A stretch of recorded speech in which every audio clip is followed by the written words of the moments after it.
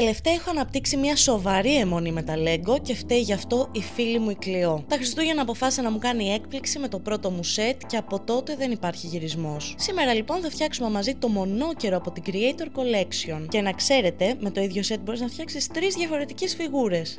Προφανώς όμως διάλεξα το μονόκερο, γιατί ποιος δεν θα ήθελε να έχει ένα φανταστικό πολύχρωμο υπτάμενο ζώο στο σπίτι. Γράψτε μου στα σχόλια ποιο θα φτιάχνατε εσείς. Αφού ξεκίνησα να φτιάχνω τη συλλογή μου, αποφάσισα να τη μοιραστώ μαζί σας και να το κάνουμε παρέα. Ό,τι καινούριο Lego αγοράζω θα το φτιάχνουμε μαζί. Προσοχή! Κάποιοι επιτίδιοι θα έλεγαν ότι αυτό το χόμπι κοστίζει νεφρό. Για κάποιο λόγο αυτό το χόμπι με βοηθάει πάρα πολύ στο να αποφορτίζομαι από το άγχος, να συγκεντρώνομαι και παραδόξως να νιώθω δημιουργική. Θα μου πεις, τι δημιουργικό υπάρχει στο να φτιάχνεις αγαλματάκια από σφινοτουβλάκια? Δεν ξέρω, αλλά πάντα καταλήγω στο να έχω κάτι υπερβολικά kits και χαριτωμένο στο σαλόνι μου. Όποιος έχει μανία με τα Lego με καταλαβαίνει απόλυτα. Όποιος δεν έχει, απλά απολαύστε τα βίντεό μου και κρατήστε τα νεφρά σας. Το πακέτο αυτό αποτελείται από 145 κομμάτια, αλλά κάποια από αυτά περίσσεψαν, οπότε τα αφήνω στην άκρη μαζί με τα κομματάκια που περίσσεψαν από τα προηγούμενα Lego που έφτιαξα. Πείτε μου στα σχόλια ποιο Lego θα θέλατε να φτιάξω την επόμενη φορά.